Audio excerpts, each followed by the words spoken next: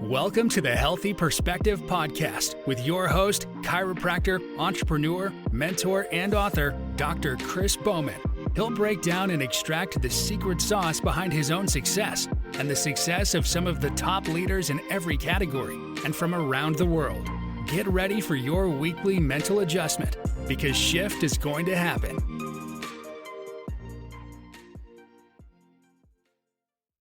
Hello, everyone. Thank you for joining me on another episode of the Healthy Perspective Podcast. Today is going to be super fun, super high energy because we have Barbie Liss, the anti-aging health and life coach. Barbie, thank you so much for joining me. Thank you so much for having me. I'm going to throw in that there's an extra anti in there. I'm the anti-aging. Anti-aging. Okay, yeah, I got you. Gives it a different twist. Gives it a different twist, exactly. Because it's not that you're for aging, but it's the goal isn't to make decisions out of fear of aging, right? Yeah, so I'm against the message of anti-aging, and I'm all about celebrating everything about aging. Right. So yeah, I love it, but not necessarily like I'm thinking in terms of like people that are promoting anti-aging, exactly, like fear of getting older and not being able to do things that you once did or, whatever, but living the life as you age, not necessarily letting yourself go in an unhealthy way. Exactly. But it's about changing the narrative in our society of what it looks like to become an older woman. Well, I work with women, but an older person in our society, because our culture tends to make our elder people invisible and sort of like cast aside. And I'm here to say, like, oh my God, no, like there's so much life ahead of you right until that very last page of your story. And we need to flip that narrative because it's damaging, not just damaging to those of us getting older, but damaging to everyone walking behind us because we're leading by example. And if we lead by example of fear and denial, we offer fear and denial. So if we lead by example of empowered, badass life still going on, then that's what we give the generations behind us to follow, right? I love that. And we'll dip into your story here in just a minute. It's like a kind of like a side conversation. I literally just yesterday saw a patient. She's, I don't know, probably late 50s, 60s, something like that.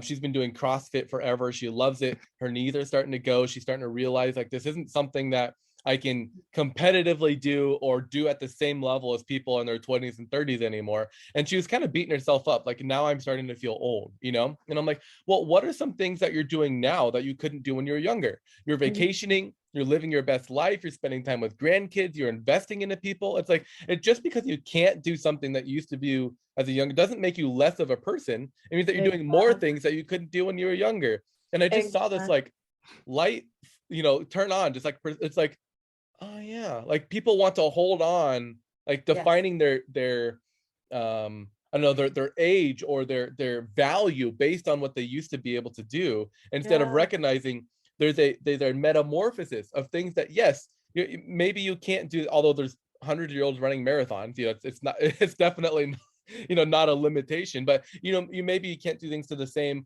level of energy or intensity, but that doesn't make you less than what you were. It just means that level of intensity is going towards something that you couldn't do earlier, Exactly. When you think about what you did in your 20s that you couldn't do when you were 8, or things that you did when you were in your 30s that you couldn't do when you were 18, and you didn't beat yourself up for it. You accepted it, you worked with it, you moved on. And I was a personal trainer for 15 years in a women's gym, and same like what you're saying, like, yes, maybe your knees are bugging you, but there could be other reasons for your knees bugging you besides that you think you're getting older. Like, there's ways to work around that. And yes, maybe CrossFit isn't your answer, but there's some other way to use the gym or your fitness level that, like, it's not. And I know I had a lot of young clients who had knee shit too. So it's not always age related. And we tend to put it there because that's what we've been told to think, like, oh, it's all downhill, but it's absolutely not. I say you climb the hill and then it's not downhill. There's this gorgeous platform when you hit the top that's like filled with possibility and potential. And we need to see that. Yeah. That's one thing that I noticed when I was looking at your Instagram. Is like every picture of you has this contagious, high energy smile. You just can't help but like almost like smile back at it, but I'm sure your life wasn't always like that. You know, maybe it was, maybe I'm wrong, but can you just kind of maybe go to the beginning, like that catalyst moment, a little bit before and a little bit after of you know, where this kind of purpose was born? Yeah, thank you. And I won't go all the way back because Sure. that's quite a story.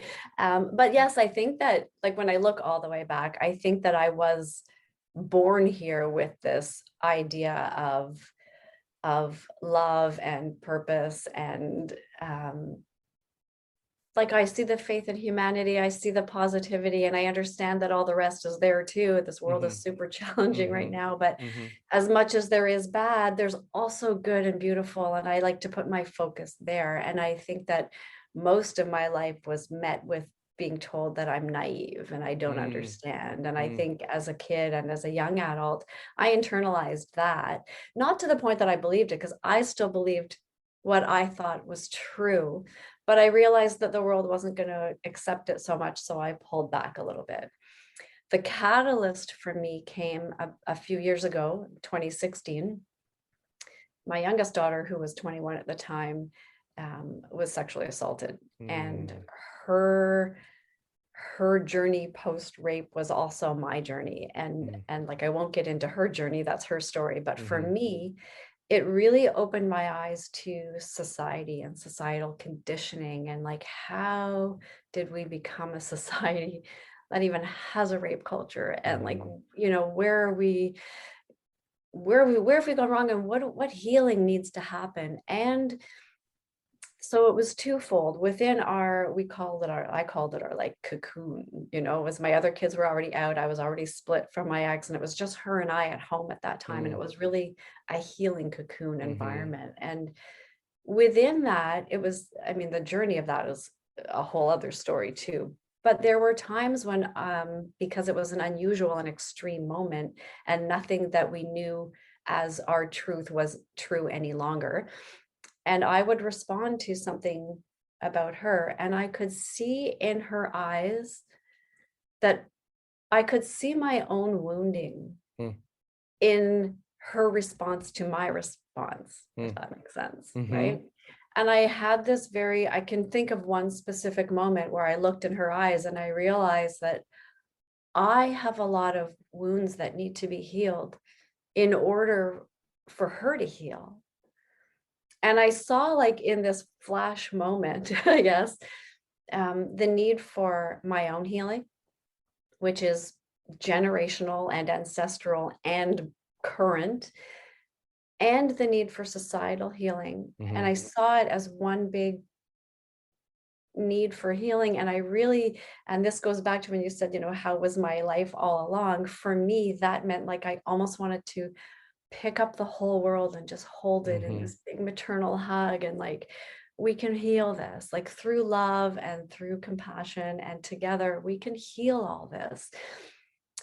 A side note, which we could probably dive into a whole other podcast one day, is my daughter pushed for a restorative justice outcome to her assault case. She became the first in North America to have a sexual assault case end in restorative justice. And that is a whole other topic of conversation. But for me, besides the healing that came from that circumstance, that situation, it validated for me my whole life belief that we can heal through love, and that I wasn't naive, I was right, and that the rest of the world, if they could just see it, the proof in a restorative justice circle, the proof of sitting for 8 hours in a circle with my daughter and the man who assaulted her and a few other people, and walking out of that space feeling healed,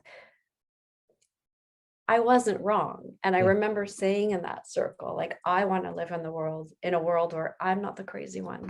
Yeah. This is doable. And that is the catalyst that brought me to becoming a life coach, becoming an energy healer, to working with women to heal through their stories, to heal their generational wounds, their own wounding that's holding them back, to reclaim voice, to feel empowered, not diminished, and to advocate for restorative justice, because I believe truly that we can heal this through love and compassion to story, and together rather than divided. And yeah, So I went from there. Can you speak to the term restorative justice for me? Because Yeah. I think justice has this connotation, and maybe it's just of recent, racial things that have come up, but justice, at least to me, I don't know if it's to other people, has this like almost like me culture. It's all about me, selfish, type of connotation. But it doesn't sound like that's what you or her was seeking. It sounds like a completely different experience. Can you maybe define that and talk about that a little bit? Yes, absolutely. And thank you. It's just restorative justice is not a new thing, but it is very unknown in our culture. It's been used in Indigenous communities, in Mennonite communities, and Jewish communities for ever, like for many years. And I guess you could have an image of things you've seen in movies or whatever of an Indigenous community sitting in circle and healing a crime through community. Basically, restorative justice is that it focuses on repair over punishment. It honors that there's somebody who's been harmed and somebody who caused harm, and it honors that there's a ripple effect to the event. So I would be a ripple, right? Like my life changed the day my daughter was raped, forever, right?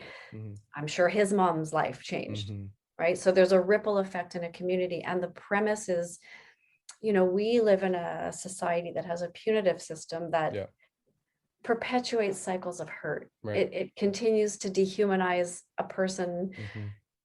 There's no healing, there's no transformation. It just like shoves you away for a while, brings you back, but now you're more bitter and angry, and And less equipped.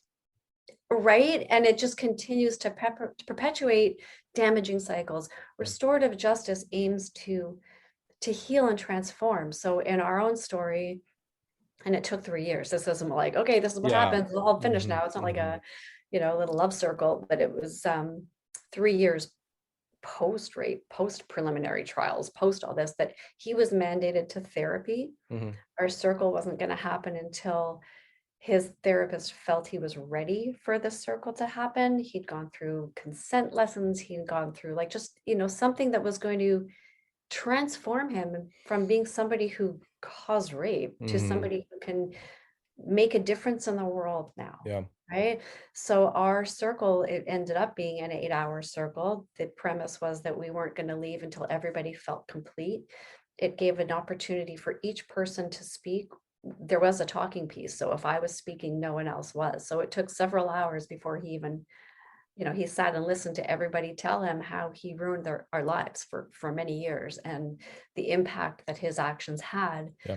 And my daughter, for much time before we even found restorative justice, her opinion was like, this punitive system is not helping me heal.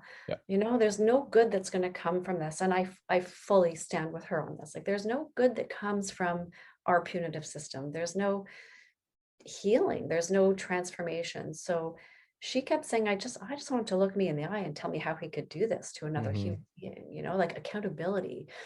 When we receive accountability, when we are heard, our healing begins. Right. So, the long story short is, at the end of this circle, we now have a man who wants to make a difference, to teach other young men, to like offer a better message forward, which to me is how justice and healing meet. This is how we change the world. This is how we make a difference, through healing, through, instead of just like perpetuated cycles of hurt. Right. Yeah. I don't remember where I heard this story. I think it was in a book by Dan Heath called Upstream. I don't know if you've heard of it. Chip and Dan have wrote some amazing like marketing business books, but the premise of Upstream was not just addressing the symptoms, but addressing the root cause of whatever problem you were trying to solve. And he was talking about this organization. I can't remember the name. You might know of it, where they are fighting crime. And when you typically think of fighting crime, you think of like, police out there with the helicopters and, all of that stuff. But they are fighting crime by bringing mentorship to pregnant ladies. I love that. Because most people... It's about healing from the root. And this is where the premise of my one-on-one coaching comes from when I work with women. Like, if you heal yourself from the root, that has a ripple effect. So my healing becomes your healing, right? And the idea of, you know, punishing someone. I think of when I was a child and I'd get punished and sent to my room. Literally, I sat there going, well, that's not fair. And she started it and blah, blah, blah. And I came out, and then they'd say, okay, come out. And what changed? Like nothing. There was nothing.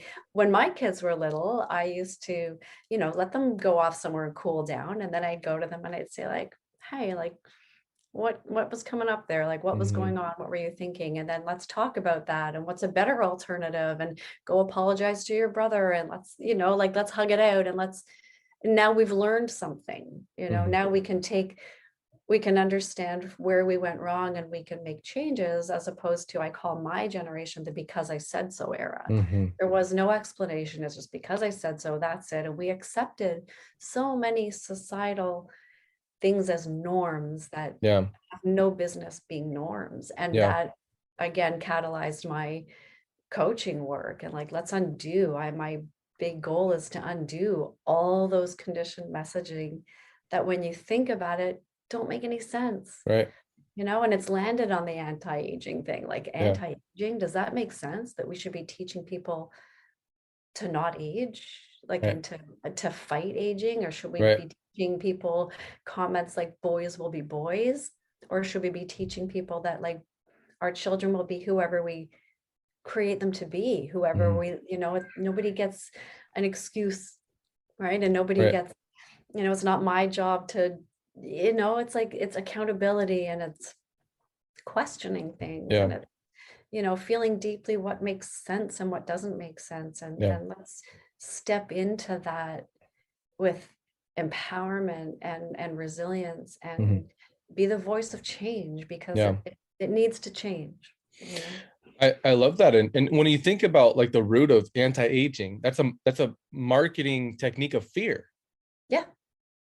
And it sounds like you're trying to flip the script, where it's like, let's look through life through the eyes of abundance, not necessarily like, I only have so many years. If I can preserve exactly what I have now, that means I have more years of good, you know. And you look at doable, right? It's not a doable. It's like we're saying to people, live a long life, just don't age while you're doing it, right? And then the idea that we have this image in our culture of old people, we really are not represented. There's a misrepresentation. So we become sort of invisible.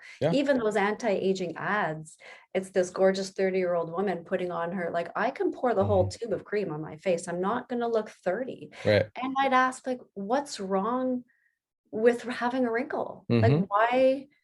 It's actually, it should be celebrated. It should be seen in the beauty of the wisdom that it is, and not in like, right?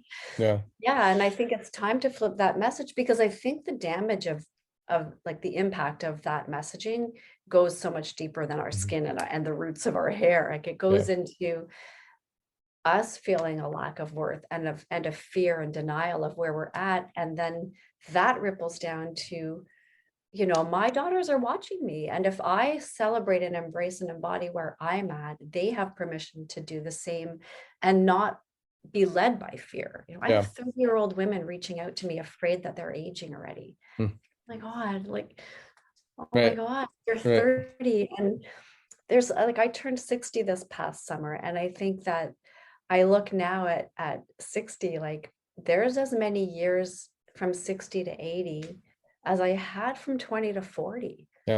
I did a lot from 20 to 40. I did a lot from 40 to 60. Like, this is in no way over. It's just another beginning. You know, and maybe you can speak to this, speaking to, I'm guessing, a lot of people in your generation. What I'm seeing different about us, like millennial and kind of younger, is we have prioritized creativity over job and, you know, getting stuff done. And, you know, I think it's perceived through, I mean, a lot of people in the older generation, you just got to go to work, put your nose down, work for 40 years, and, you know, and then you get your freedom. But I think what's happened, I mean, in my parents, in my wife's parents, and a lot of kind of like the, you know, that 60s generation of, you've worked and done the same thing for 40 years, whether it's teaching, whether, you know, whatever it is, and you have your retirement, but being that you put your head down, you listen to everyone, you lost the ability to create. And I feel like that's mainly the most detrimental thing that is happening to our people in their golden years, where because they lived a life of in a sense droneness, overall drone. I know there's some creativity and vacation, it's not like an overall, mundane life, but because they didn't pursue passion, they pursued Yeah. productivity, and they pursued comfort over challenge, and they saw, turn away from problems rather than seeing problems as opportunity, that now they get to this life where in a sense they feel worthless because they don't have a manager giving them a bonus for a job well done. They don't have a reward system for getting things done, because that was always created for them. And I'm sure you experience this a lot in your life coaching. Can you kind of speak to maybe what, because I don't think you have to be in your golden years to struggle with that. Can you kind of speak to that with your experience as a life coach? Maybe the problem is you lack creativity in life, so it feels boring, it feels like you don't have anywhere to go, you're not worth anything because nobody's telling you that you're worth something. How do you help somebody get over that? Yes, I love this. I love everything that you said, and I love this question so much because it really is everything that I offer. And I think, and I work with women, but I will speak to like a patriarchal culture that we've all existed in for so long has equally impacted men. People think when you talk about patriarchy, it's women bragging on men. It's not. It's a system that's damaged every one of us. And I work with women, so I'll speak to women. I've never been a man, so I can't really say, but I can see and I can speak to it a little bit, but I can't speak from a place of truth. So for women of my own generation, and the men too, we were taught this is how you do things. Like, again, I call us the because I said so era, and we were the era that we're told we were to be seen and not heard. Right. So for women to be told because I said so, and you're seen and not heard, and we were also handed messages of like, stroke the man's ego, let the man win. The man is the one who does this. There were very clear cut shoulds, I call them, right? And ours was a generation taught not to question. So what you're speaking of is not just our generation, but it's when I work with my clients, it's to dig back to, healing the mother wound and generational wound healing, because these are stories that have been passed, a list of shoulds in life that have been passed, and how to behave that have been passed for generations without question. Yours is a generation who is learning to question. I am someone who's always questioned, but never been seen. Like, I was telling my children to follow their heart, follow their passion.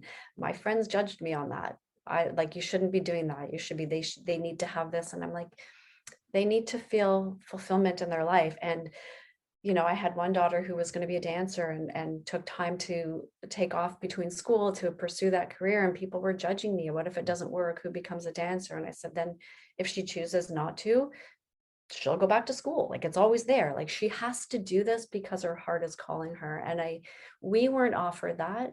And that comes from our parents, who many of them came from another country. Many of them started a new life. Many of them, they wanted for you. So it's from the kindness of their hearts, they handed this message to you that you absorbed and internalized. And for our generation, we were taught not to question it, and we didn't. So what I do with women is I help peel back the layers, because each one of us is born with that creativity you speak of, that spark of life. We didn't land here as a baby planning to be this at 60. We landed here as a baby with this open blank pages of a book that was ours to create. And I help people peel back, like I'll say, like, who were you before life happened, right? Because you're still in there. And the reason you're feeling this invisibility or frustration or lack of purpose is because you've lost touch with who you were meant to be always. And it's okay, because life was happening. For many women my own age, we stayed home with our kids, and like our purpose, and that was always my number one. It always will be, my children. But then I do recall standing in my kitchen. I'd now split from my ex. My last kid had moved out, and I'm thinking, who the fuck are you? Like, who am I? Like, what do I do now? Right?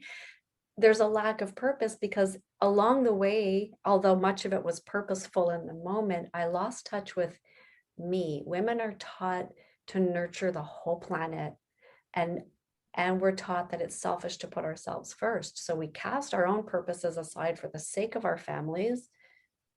And then who are we left with? Yeah. So we've forgotten who we are. And I help women to peel back layers, to work through the things, those generational wounds that I look at as like some unwanted family heirloom, right? That we just carry, that we're going to peel it back, honor all that it is, hold it with love and compassion, even the part that feels really icky.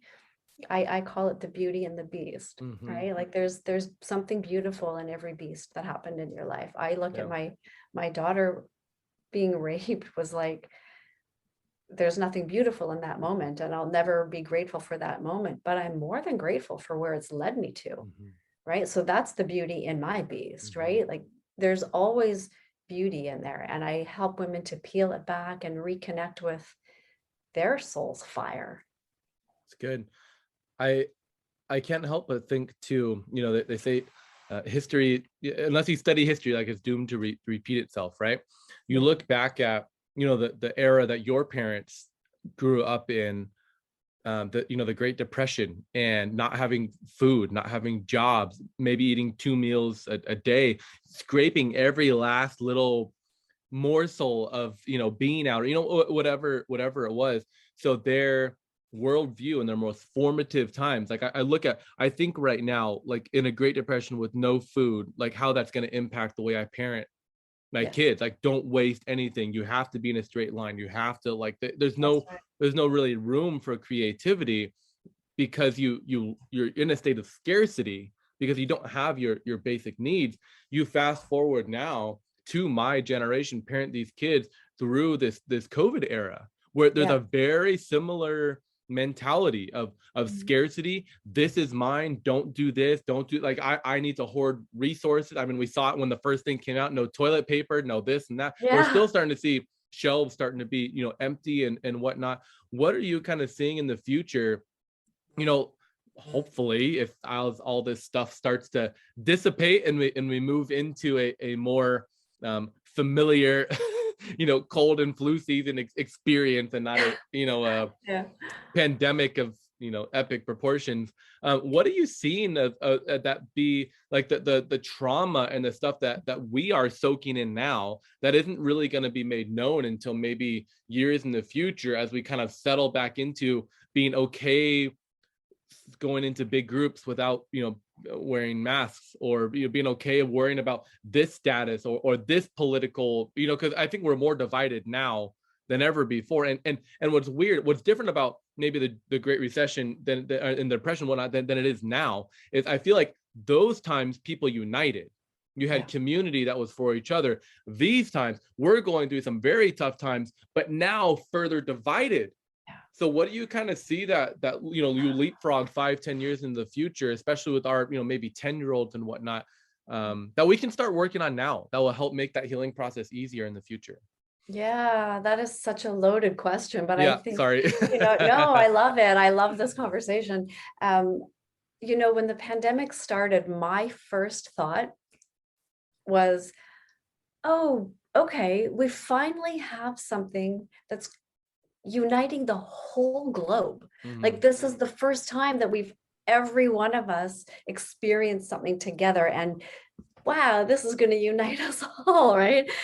Didn't see this coming. But what I do think has happened, and again, I'll talk about the beauty and the beast. I think that in many ways, there's beauty that's come from this whole thing. I think we've been forced inward physically, which has forced us inward emotionally. And I think we've discovered what matters, and we've found our priorities. And maybe it is more challenging for my generation than yours, but I love where your generation is, and that what matters is your passion. What matters is your purpose. It doesn't matter, you know, for my generation, it was about, you know, collect all the money you can have, and so that you can write it. And it's not about that. Like, I think we found what really matters.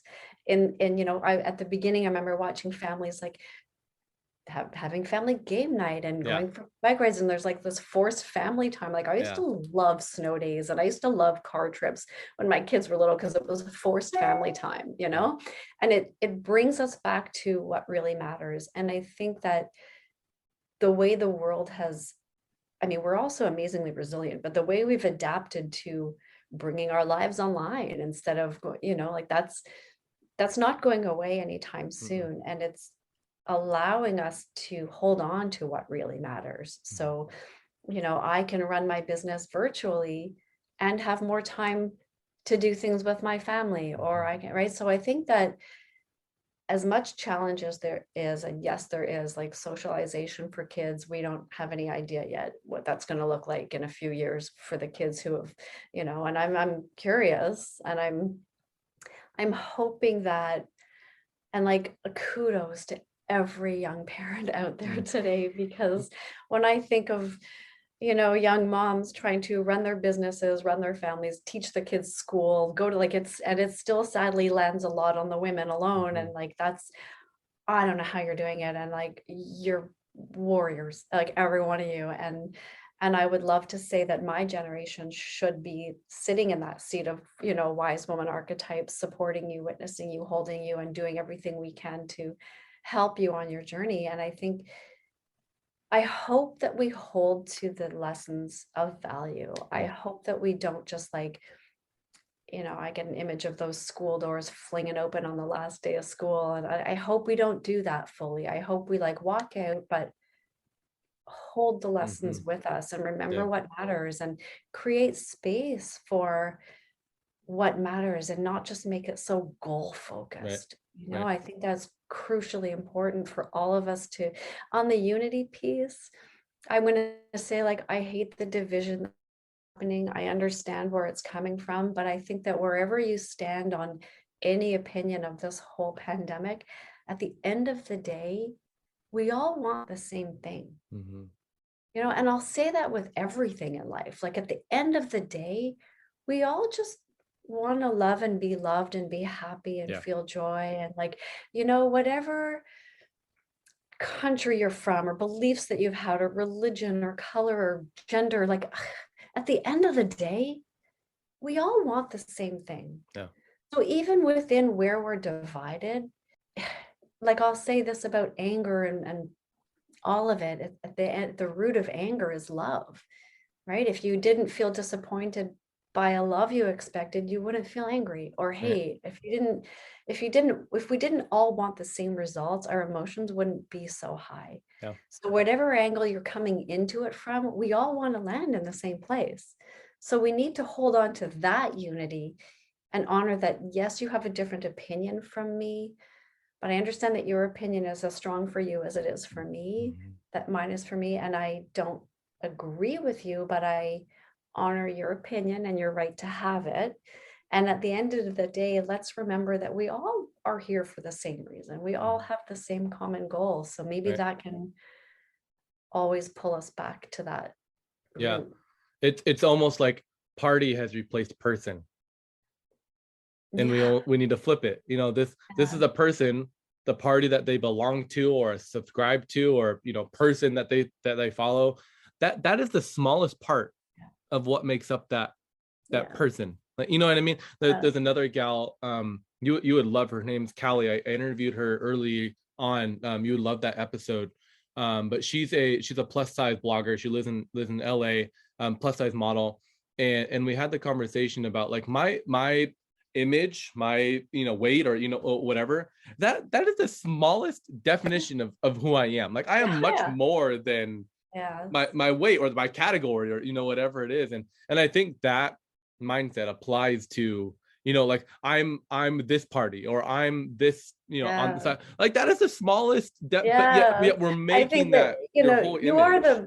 are the pillow talk person that you have. Like when you lie in bed by yourself, or whoever, whatever, when you're on your pillow with your eyes closed, it's you and you, right? That's who you are. And it's not relevant to your size, your color, your gender, your religion, your like where you live on the globe. It's not, it's you and you. And I often say this to people, like to clients, if you woke up every morning for the next week in a different being in a different body, different color, different gender, different weight, different everything, your first thought would be, whoa, look at me today, because it's still you looking outward at you, right? But if you look inward at who you are, that's who you are. Right.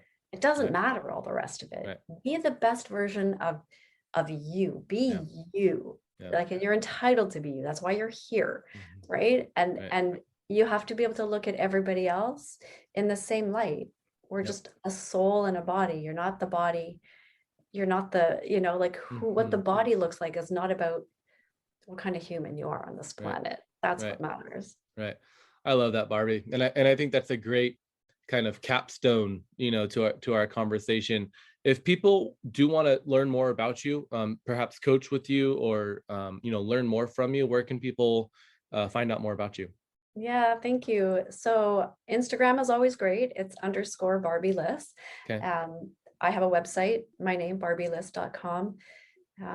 Facebook, I'm on Facebook by name, but I guess Instagram and website are the best way. Email me, and you'll find my email in both those places. It's barbie@barbieliss.com. Perfect. And yes, I'd love to have people reach out. I love having these conversations. This has been an amazing conversation. And yes, to anybody who feels called to reach out and learn more about what I do, I'm happy to jump on a call and talk about that. Awesome. Well, thanks for your generosity. I appreciate it.